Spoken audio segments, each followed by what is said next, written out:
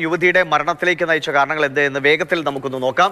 കാരണം വലിയ തോതിൽ ഒരു നാട്ടിൽ വലിയ പ്രശ്നങ്ങൾ അല്ലെങ്കിൽ ഒരു സംഘർഷ സാഹചര്യം ഉണ്ടാക്കുന്ന നിലയിലാണ് ഈ കാര്യങ്ങൾ മുന്നോട്ട് പോകുന്നത്. അതുകൊണ്ട് പോലീസൊക്കെ വളരെ കൃത്യതയോടുകൂടി ഈ കാര്യത്തിൽ ഇടപെടുന്നു.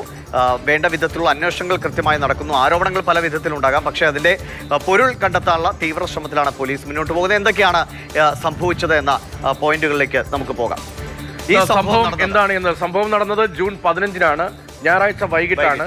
അതിനുശേഷം പിന്നീട് ഈ വിവരങ്ങൾ പുറത്തേക്ക് വരാൻ കുറച്ച് സമയമെടുത്തു, ദിവസങ്ങളെടുത്തു. അതിന്റെ ഗൗരവം പുറലോകം പറഞ്ഞത് പിന്നാലെയാണ് എന്നതാണ്. ആ വാർത്തയ്ക്ക് കനം വെച്ചത് കഴിഞ്ഞ ദിവസങ്ങളിലാണ് എന്നതാണ്. അതായത് ഇവർ രണ്ടുപേർ തമ്മിൽ സംസാരിക്കുന്നു. സ്വാഭാവികമാണ്, നമ്മുടെ നാട്ടുകളിൽ ആളുകൾക്ക് അങ്ങോട്ടും ഇങ്ങോട്ടും സംസാരിക്കാനുള്ള എല്ലാ സ്വാതന്ത്ര്യവും അവകാശവും ഉണ്ട്. പക്ഷേ അങ്ങനെ രണ്ടുപേർ സംസാരിക്കുന്നതിനിടയിൽ ഒരു കൂട്ടം ആളുകൾ ഇടപെടുകയാണ്, അവരെ ചോദ്യം ചെയ്യുന്നു.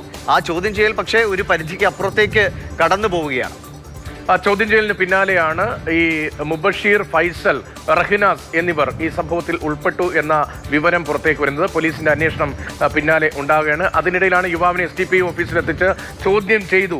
അതിന്റെ തെളിവുകളായി ഇന്നലെ ദൃശ്യങ്ങളൊക്കെ പുറത്തേക്ക് വന്നു. അതേസമയം ഇത് കുടുംബക്കാർ ഇടപെട്ട് ഈ പ്രശ്നം എന്താണ് എന്നത് ചർച്ച ചെയ്താണ്, അത് പരിഹരിക്കാനുള്ള ശ്രമം നടത്തിയതാണ്. ഒരു പ്രശ്നമുണ്ടായപ്പോൾ ഇടപെട്ടതാണ് എന്താണ് SDPIയുടെ വാദം. പക്ഷേ ഇടപെട്ടതാണെന്ന് പറയുമ്പോൾ ഫോൺ പിടിച്ചെടുക്കുന്നു, അത് തിരിച്ചു കൊടുക്കാതിരിക്കുന്നു. അത്തരത്തിൽ സാധാരണഗതിയിൽ ഒരു പ്രശ്നം ഉണ്ടാകുമ്പോൾ നാട്ടുകാരൊക്കെ ഇടപെടുമ്പോൾ ഒക്കെയാണ്. പക്ഷേ അതിന് അതിൻ്റെതായ മര്യാദകളും രീതികളുമുണ്ട്. ഇത് അതിനപ്പുറത്തേക്ക് ഒരാളെ കൈകാര്യം ചെയ്യുന്ന നിലയിലേക്ക് കാര്യങ്ങൾ പോയപ്പോൾ അവിടെയാണ് സദാചാര ആക്രമണമാണ് എന്ന പോയിന്റിലേക്ക് പോലീസ് എത്തിച്ചേരുന്നത്. പോലീസിന് ഇതുവരെ ലഭിച്ചിരിക്കുന്ന വിവരങ്ങൾ അനുസരിച്ച് ഇത് സദാചാര ആക്രമണമാണ്. അതിന്റെ തുടർച്ചയായി ഒരു യുവതിക്ക് ആത്മഹത്യ ചെയ്യേണ്ടി വന്നു. ആ മരണത്തിന് ഉത്തരവാദിത്വം ഇവർക്കുണ്ട്, ഈ സംഘത്തിനുണ്ട് എന്നതിലേക്ക് പോലീസ് എത്തുന്നത്. ബന്ധുക്കൾ എത്തിയപ്പോഴാണ് പിന്നീട് ചോദ്യം ചെയ്ത ഈ യുവാവിനെ ഉൾപ്പെടെ വിട്ടയച്ചത്.